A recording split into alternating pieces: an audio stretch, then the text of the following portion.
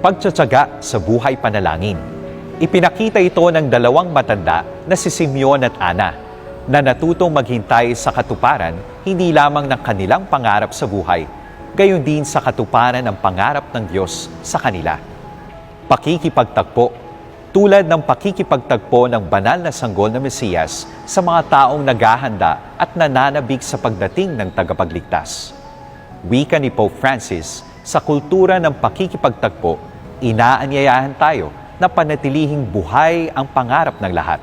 Isang dakilang pangarap, isang pangarap na may lugar para sa lahat. Ang paggalang at pagpapahalaga ng mga bata sa mga matatanda at pakikinig at pag-aaruga ng mga matatanda sa mga bata.